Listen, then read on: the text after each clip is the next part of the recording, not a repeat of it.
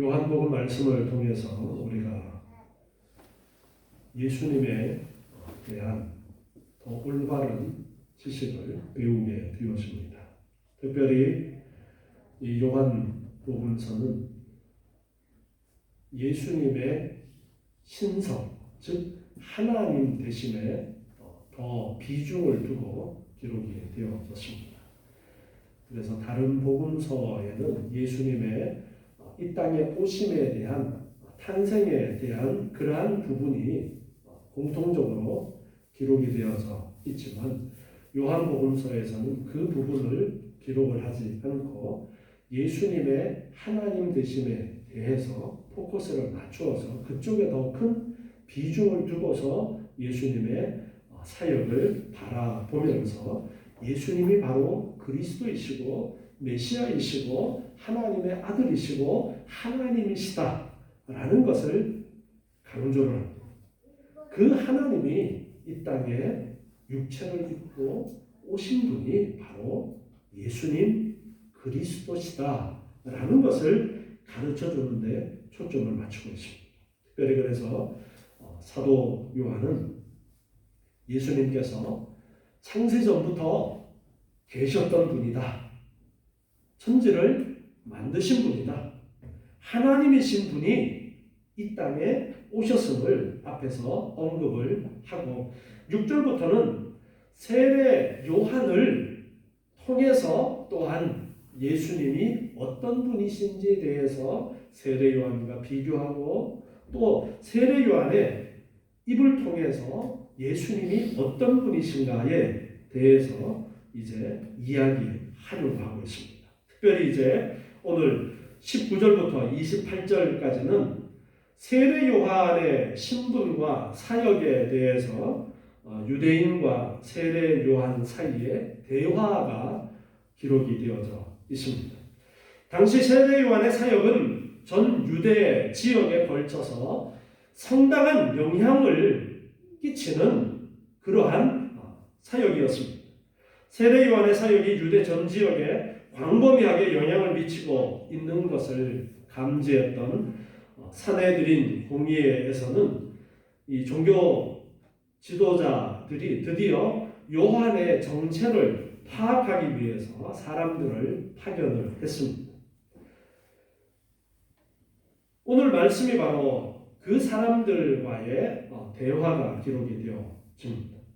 정체를 밝히도록 요구하는 질문에 대해서 세례 요한은 자신이 그리스도가 아니고 모세가 예언했던 그 선지자도 아니며 더욱이 자신이 말라기에 예언되어졌던 엘리야임에도 불구하고 말라기 3장 1절 말씀을 한번 보시면요.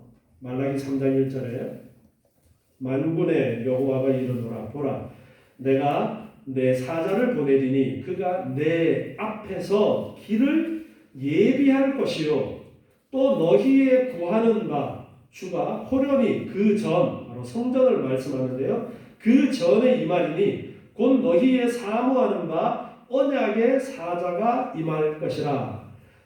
어떤 사자가 내 앞에 길을 예비한다라고 그렇게 말씀하고 말라기 4장 5절에 보면요. 말라기 4장 5절에 보라 여호와의 크고 두려운 날이 이르기 전에 내가 선지자 엘리야를 너희에게 보내리니 이렇게 말씀하신 부분이 있는데요.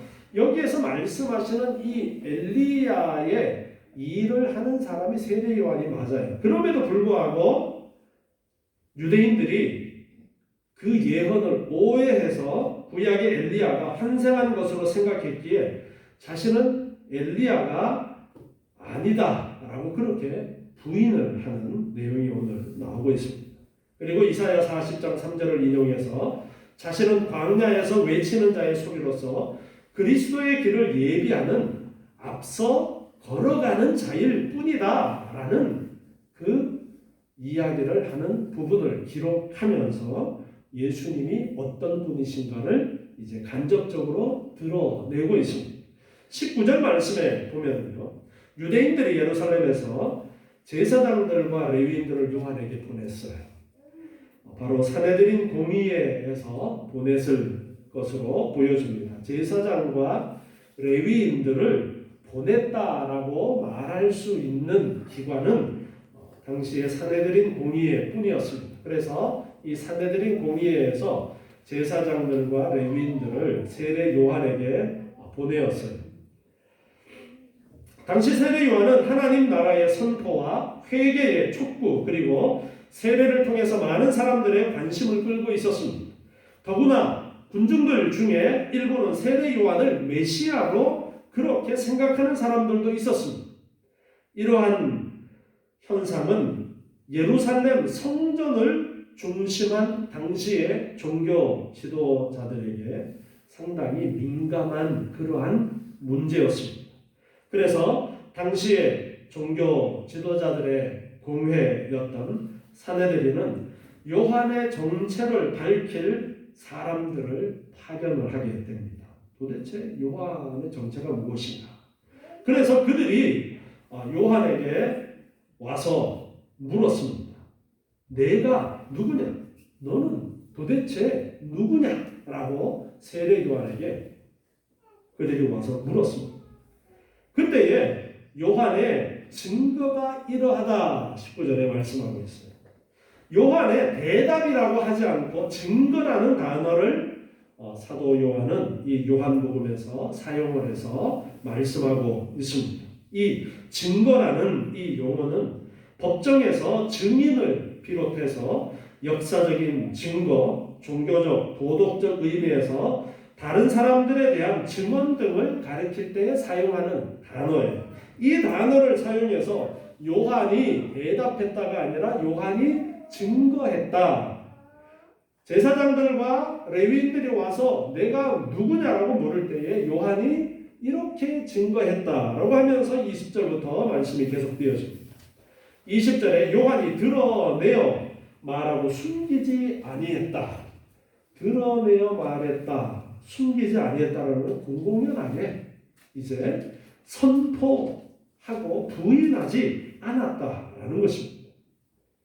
세례 요한은 지금 자신이 그리스도가 아니라는 사실을 사람들에게 분명히 공포해야 할 순간이다라는 것을 깨닫고 정직하게 자신의 실체를 밝히는데 나는 그리스도가 아니다. 그렇게 말합니다. 내가 누구냐라고 묻는 유대 종교자들에게 세례 요한이 드러내놓고 대답을 하는데 나는 그리스도가 아니다. 산헤드린으로부터 파견된 이 사람들의 입에서 메시아, 그리스도에 관한 말은 전혀 나오지 않았어요. 그런데 세례 요한은 이들의 의도를 정확하게 파악을 하고서는 나는 그리스도가 아니야. 나는 메시아가 아니야. 라고 드러내놓고 대답했던 것입니다. 그를 쫓는 많은 사람들 앞에서 그는 조금도 머뭇거리지 않고 자신은 그리스도가 아니라고 밝혔습니다. 이로 인해서 자기를 쫓던 제자들이 모두 떠나는 일이 생길지라도 그는 진실을 왜곡시키고자 하지 않고 분명하게 나는 그리스도가 아니라는 사실을 말합니다. 자신을 그리스도, 메시아로 오해할 수 있는 일체의 여지를 남겨두지 않고 단호한 어투로 나는 그리스도가 아니다. 그렇게 말합니다. 여기서 세례 요한이 강력하게 부인했던 그리스도란 이 단어는 히브리어로서는 메시아라는 단어가 같은 의미의 단어입니다. 바로 기름 부음을 받은 자라는 뜻으로서 언약을 완성하시고 하나님 나라를 창조하실 분을 지칭하는 단어로 주로 당시에 사용이 되었습니다. 그러나 하나님 나라 개념은 이스라엘의 선민 사상과 융합되어져서 식민지적인 상황을 종식시켜줄 정치적 메시아 사상으로 변질이 되고 말았어요. 구약에 분명하게 메시아에 대해서 말씀하신 그러한 분에 대한 말씀이 있는데 그것이 당시에 로마 식민지로 있으면서 우리를 이 식민지에서 해방시켜줄 어떤 왕으로서 정치적인 그러한 존재로서 메시아가 임할 것이다라는 그런 기대를 당시에 가지고서 메시아가 그러면 그런 정치적인 어떤 왕이 오실 것이다라는 세속적인 그러한 생각이 그들 가운데 있었습니다. 잘못된 메시아에 대한 생각이었죠. 그래서 세례 요한은 자신이 그리스도가 아니다라는 것을 강력하게 밝힙니다. 옛 언약의 완성자이자 새 언약의 창조자이신 그리스도의 증언자로서 자신의 사명을 분명하게 자각하고서 나는 그리스도가 아니다라고 말합니다. 그랬더니 21절에 또 묻습니다. 그러면 너가 그리스도가 아니면 넌 무엇이냐? 내가 엘리야냐? 가로되 나는 아니다. 세례 요한이 그리스도가 아님을 확인한 유대 종교 지도자들은 그의 정체를 알아내고자 집요하게 추궁하고 있습니다. 19절에서 내가 누구냐라고 물었던 것과 달리 여기서는 내가 무엇이냐 이렇게 지금 묻고 있습니다. 그럼 너 뭐야? 내가 무엇이냐고 물은 이후에 이어서 내가 그러면 엘리야냐?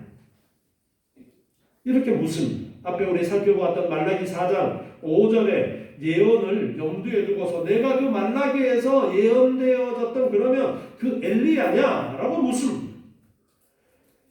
유대인들은 이 말라기 말씀을 근거로 메시아가 오시기 전에 이제 그의 오심을 전하고 사람들로 하여금 그를 영접하도록 준비시키고자 엘리야가 오리라는 그러한 신념을 가지고 있었어요. 메시아가 오시기 전에 엘리야가 올 것이다. 말라기서의 그 말씀대로 엘리야가 올 것이라고 생각했어요. 약대 털옷을 입고 허리에 가죽띠를 띠고 광야에서 외쳤던 세례 요한의 모습은 이전 아합 왕 때에 활동했던 선지자 엘리야와 여러 면에서 비슷했던 것입니다. 그래서 유대 지도자들은 이렇게 물었던 것입니다. 그럼 너 엘리야냐? 그런데 세례 요한의 대답은 나는 아니라. 나는 아니라고 분명하게 말합니다. 나 엘리야 아니야. 여기서 의문을 가질 수가 있습니다. 왜냐하면 예수님께서 세례 요한이 엘리야라고 말씀하기도 하셨기 때문입니다. 그 부분과 맞지 않는 그런 면이 있습니다. 그런데 우리가 주의 깊게 살펴보아야 할 것은 요한이 나는 아니다라고 대답하는 것은 그 엘리야라는 직분을 이해하지 못해서가 아니라 자신이 엘리야로 보냄을 받은 것은 맞지만 당시에 종교 지도자들이 생각하고 있던 엘리야와는 다른 모습이기 때문에 엘리야가 아니라고 그렇게 부인을 했어요. 당시의 종교 지도자들이 이제 말라기서에 말씀하신 엘리야 선지자를 어떻게 생각했냐면 메시아가 오셔서 왕으로 즉위할 때에 이제 엘리야가 출현해서 엘리야가 그 메시아에게 기름을 부을 것으로 그렇게 생각하면서 엘리야를 생각하고 있었어요. 그래서 세례 요한은 나는 너희가 생각하는 그런 엘리야가 아니야. 그렇게 대답을 했던 것입니다. 그래서 나는 엘리야가 아니야. 분명 말라기서 4장 5절에서 예언하셨던 대로 엘리야의 역할을 하기 위해서 세례 요한이 분명 왔지만 엘리야에 대해서 잘못 이해하고 있는 그들을 향해서 너희들이 생각하는 그런 엘리야? 나는 아니야. 그렇게 말합니다. 그랬더니 그들이 또 묻습니다. 그러면 내가 그 선지자야? 여기에 그 선지자라고 묻고 있는데요. 이것은 신명기 18장 15절에 예언되어진 말씀을 근거로 해서 묻는 거예요. 신명기 18장 15절 말씀을 한번 보겠습니다. 신명기 18장 15절에 보면요, 내 하나님 여호와께서 너의 중 내 형제 중에서 나와 같은 선지자 하나를 너를 위하여 일으키시리니 너희는 그를 들을지니라. 자, 여기에 말씀하시는 나와 같은 선지자, 이 말씀을 염두에 두고 너가 여기 모세가 이야기했던 그러면 그 선지자야? 지금 세례 요한에게 이렇게 묻는 거예요. 사실 모세가 예언했던 이 선지자는 바로 메시아를 의미합니다. 그렇기 때문에 세례 요한은 나는 아니라고 대답합니다. 나는 너희가 생각하는 신명기서에서 모세가 이야기했던 그 선지자 나는 아니야.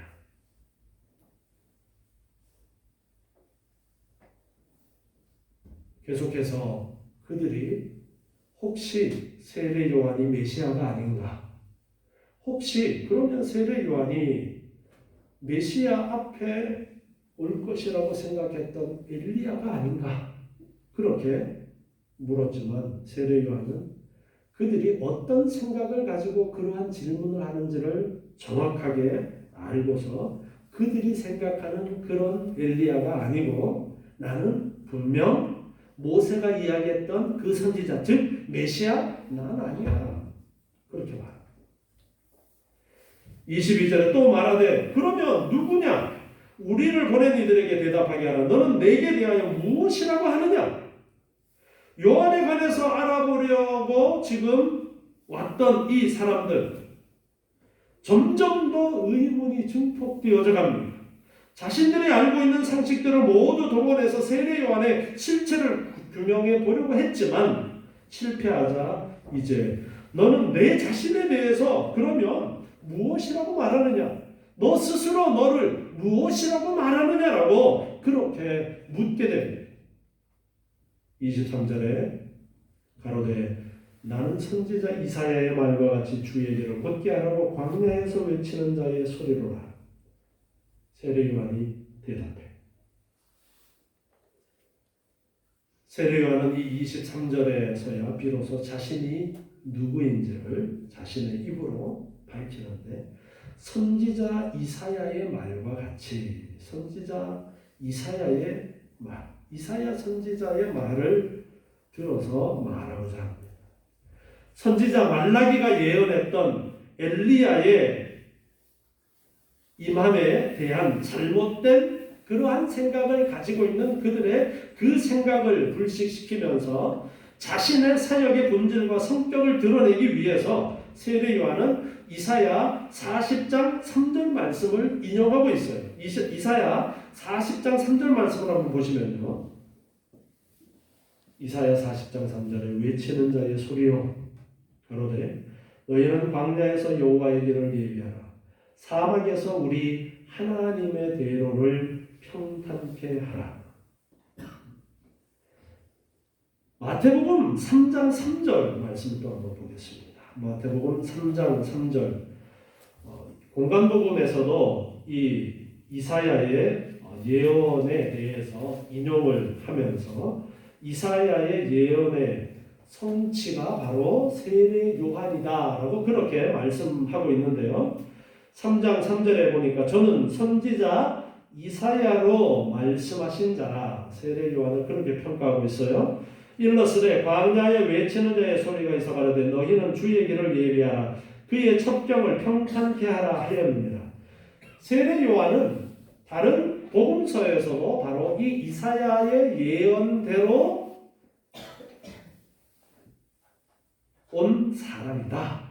그렇게 가르쳐주고 있는데 세례 요한 스스로가 선지자 이사야의 말과 같이 주의 길을 곧게 하라고 광야에서 외치는 자의 소리다. 자신은 그렇게 이야기합니다. 세례 요한은 자신을 인격이 아니라 소리라고 그렇게 대답합니다. 이것은 자기를 낮추고 그리스도를 부각시키고자 의도적으로 취한 어휘로 볼 수 있습니다. 그는 나는 아무것도 아니며 다만 왕이 오실 길을 예비하라고 말하는 소리일 뿐이다. 그렇게 자신을 오히려 비하시킵니다. 이것은 마치 왕이나 높은 신분의 사람들 앞에 가면서 길을 열도록 소리친 종들처럼 메시아의 오심을 예고하는 자란 그러한 확고한 자기 확신이 있었기 때문에 그는 스스로를 이렇게 소리라고 이야기합니다. 쉬 물러거라.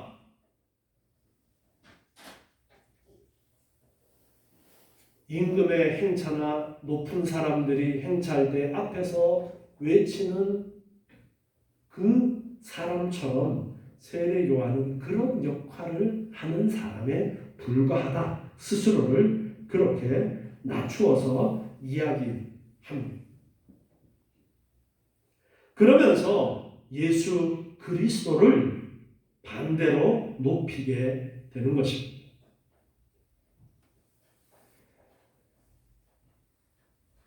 광야에서 외치는 자의 소리인 세례 요한의 출현은 하나님의 계획과 작정에 의한 것이었습니다.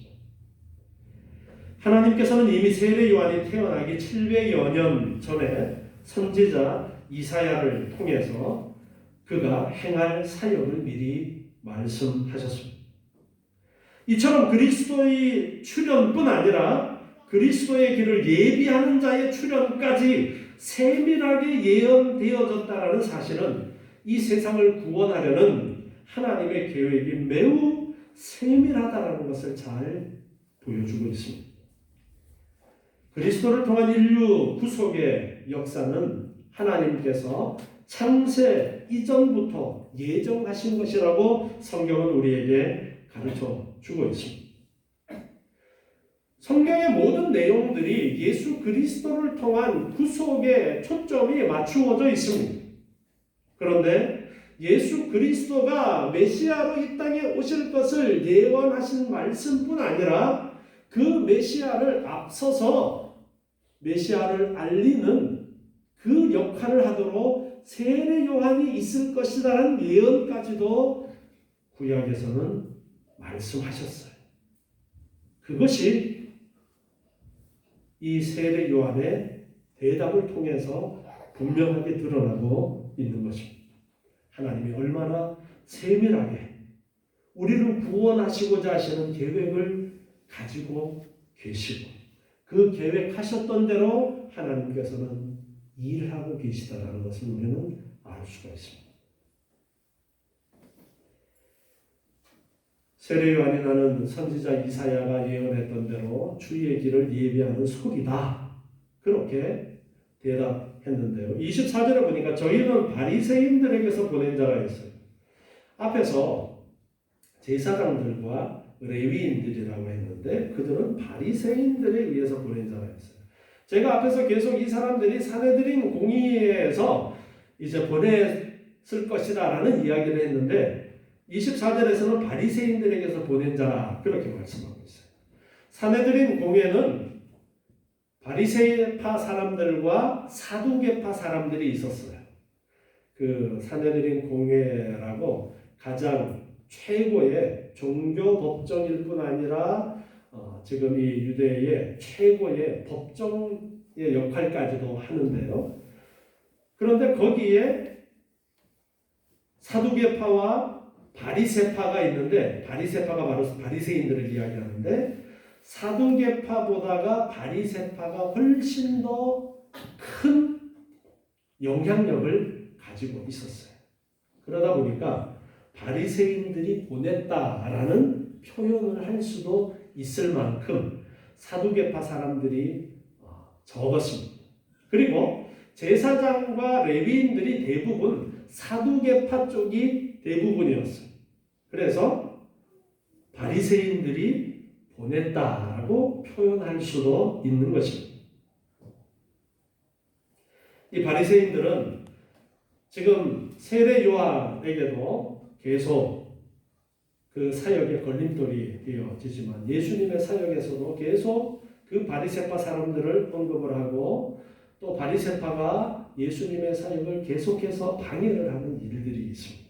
이들이 어떤 지금 유다 전체에 가장 큰 영향력을 행사하는 정치적, 종교적으로 큰 영향력을 행사하던 사람이다 보니까 예수님께서는 이들의 잘못을 자주 언급하시게 되어지고 그것을 못마땅하게 여긴 사람들은 예수님의 사역을 자꾸 방해하고 결국에는 예수님을 십자가에 못 박아 죽게 하는 일에 이들이 가장 앞서서 하게 되어졌던 것입니다. 이 바리새인들이 보낸 자였는데 25절에 또 물어 가로되 내가 만일 그리스도도 아니요 엘리야도 아니요 그 선지자도 아닐진데 어찌하여 세례를 주느냐. 야, 너가 그러면 구약에서 이야기한 그 엘리야도 아니고 메시아도 아니라면 그리스도도 아니라면 야, 너 도대체 어째서 세례를 주는 거야? 그렇게 무슨 세례 요한이 주로 하던 일이 무엇이었어요? 세례를 주는 일이었기 때문에 우리는 그 이름 앞에 사도 요한과 구분하기 위해서 세례 요한이라고 그렇게 늘 불러요. 그런데 야, 너 그러면 왜 세례 주는데? 지금 이렇게 묻고 있는 거예요. 도대체 너 무슨 권한으로 세례를 주느냐?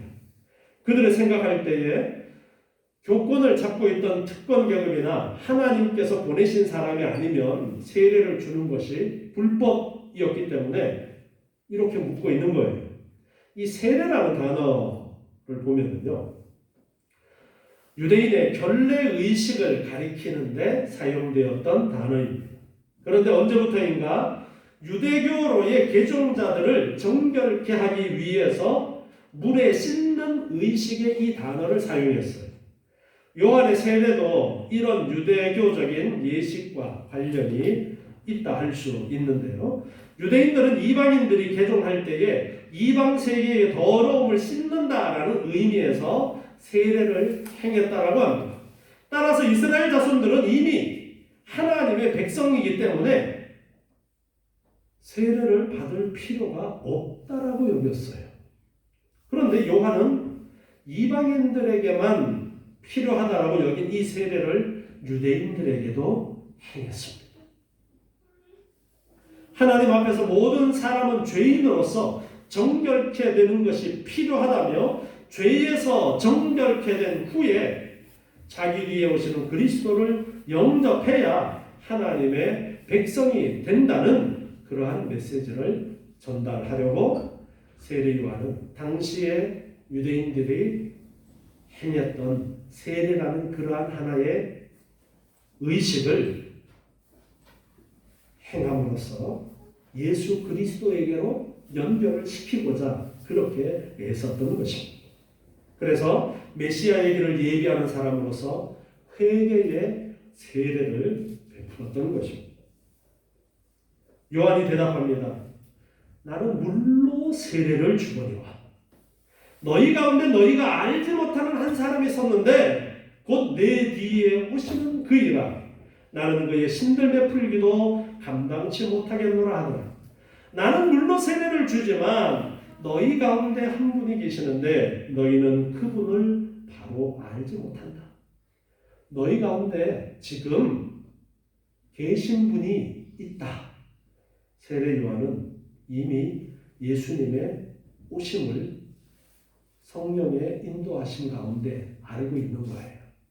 그래서 지금 너희들이 살아가는 그 속에 계신 분, 메시아가 이미 그 속에 함께하고 계시다라는 이야기를 합니다. 그런데 너희는 몰라. 너희가 모르는 한 분이 계시는데 곧 내 뒤에 오시는 그이라. 그리스도께서는 요한보다 시간적으로 뒤에 오셨음을 말하는 이 말입니다. 출생에 있어서도 예수님께서는 요한보다 6개월 늦으셨고 사역을 시작하신 것도 마찬가지였습니다. 이것은 당연한 일입니다. 왜냐하면 요한은 그리스도의 길을 예비하도록 파송된 일꾼이었기 때문에 언제든지 그분보다 앞서 가면서 그리스도의 오심을 알려야 했기 때문에 예수님보다가 앞서서 그가 이 땅에 태어나고 그리고 사역을 시작하게 되었던 것입니다. 그런데 내 뒤에 오시는 이가 있는데 나는 그의 신들매 풀기도 감당치 못하겠노라. 그리스도를 주인으로 자신을 종으로 비유할 때에 자신은 유대인 가정에 있는 종 가운데서도 가장 비천한 종이 하는 외출해서 돌아온 주인의 신을 벗기고 발을 씻어주는 그 일을 하는 그 가장 비천한 종이 하는 그 일을 감당할 수도 없을 만큼 자신은 그분과 비교했을 때 낮은 존재다라고 그렇게 말합니다. 자신을 그렇게 낮춤으로써 예수 그리스도를 높이고 있는 거예요. 예수 그리스도가 더 드러나도록 그는 그렇게 비교해서 말하고 있습니다.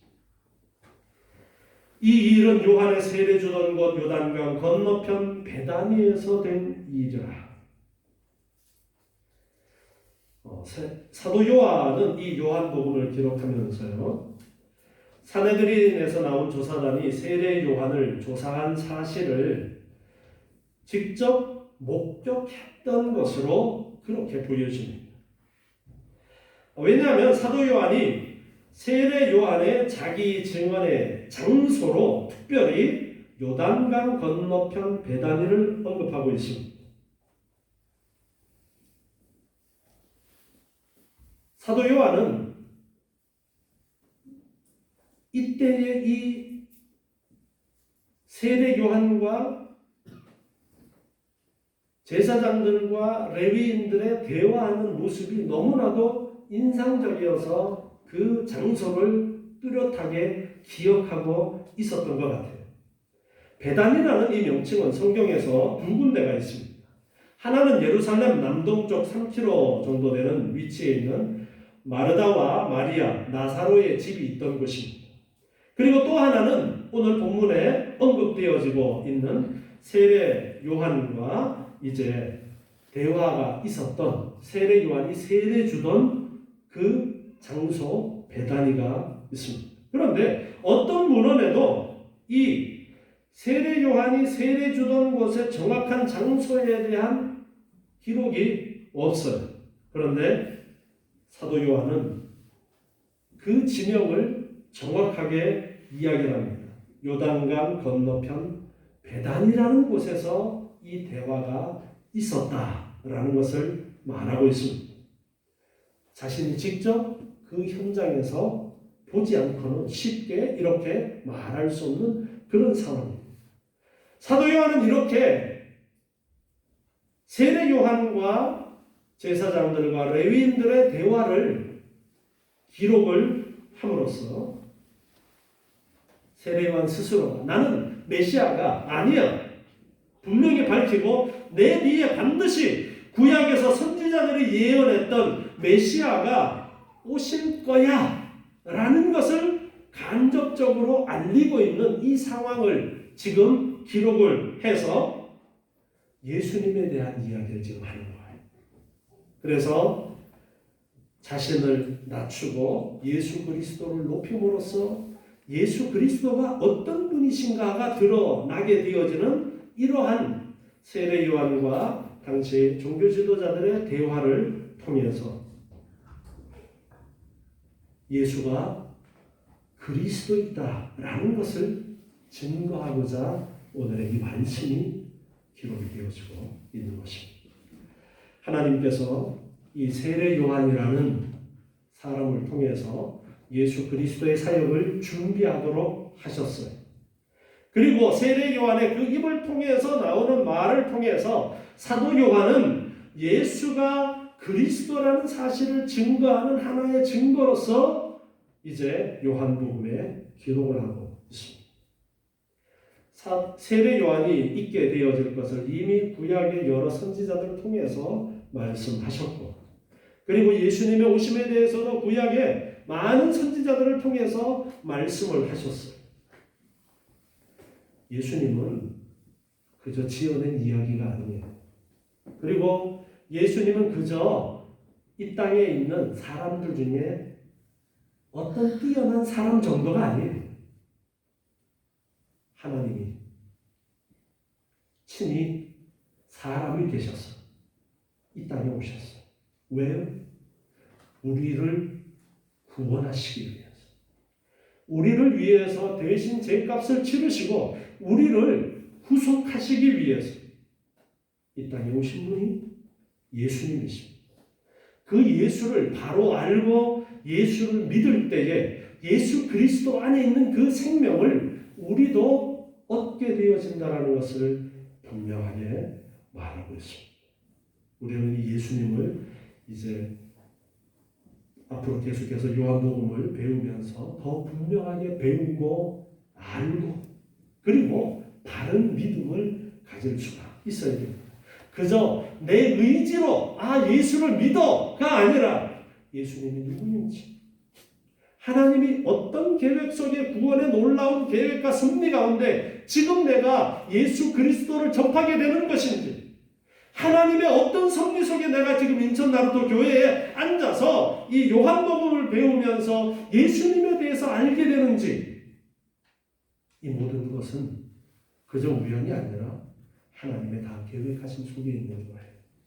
마치 세례 요한을 이미 구약의 선지자를 통해서 말씀하시고 실제로 세례 요한이 와서 예수님의 길을 예비하게 하셨던 것처럼 오늘 여러분도 이 자리에서 이 말씀을 듣게 되어지는 것은 하나님의 놀라운 계획하신 가운데 있다는 것입니다. 또한 우리를 택하신 하나님께서는 앞으로도 계속 우리를 가르쳐 주시고 깨닫게 하셔서 하나님의 자녀다움에서 어긋나지 않는 그런 삶을 살도록 우리를 계속적으로 다듬어 주신다라는 확신을 또한 말씀을 통해서 우리는 가질 수가 있습니다. 그렇기 때문에 우리는 소망이 있습니다. 만약에 내 힘과 내 노력으로 이 구원을 이루어 가야 한다면 우리는 좌절할 수밖에 없어요. 실패할 수밖에 없지만 하나님께서 끝까지 우리를 포기하지 아니하시고 계획하신 대로 구원을 이루어 가실 것을 확신하게 말씀을 근거로 확신하기에 우리는 소망이 있습니다. 이 소망 가운데 날마다 우리를 구속하신 은혜를 감사하고 하나님께 영광 돌리며 또한 이 놀라운 비밀을 세상을 향해서 전하는 이 귀한 사명을 온전히 감당하는 저와 여러분 되시기 바랍니다. 기도하겠습니다. 하나님 감사합니다. 오늘도 귀한 말씀을 통해서 예수 그리스도를 더욱더 깊이 알게 하시고 아버지 하나님의 뜻을 깨닫도록 이끌어 주심을 감사합니다. 세례 요한을 위하여 모든 것들을 예비하시고 이루셨던 것처럼 우리를 위한 계획들이 있고 우리들을 위한 계획들이 또한 분명히 이루어질 줄을 믿습니다. 아버지 하나님 날마다 하나님을 의지하고 주의 말씀을 의지하고 살아가는 저희들 되게 도와 주시옵소서. 흔들리지 않게 하시고 소망 가운데 감사하며 기뻐하며 하나님과 동행하는 저희의 복된 삶이 되게 하여 주시옵소서. 세상 가운데서 예수 그리스도를 전파하는 빛과 소금의 역할을 온전히 감당하는 저희의 삶이 되게 도와 주시옵소서. 예수님의 이름으로 기도드리옵나이다. 아멘.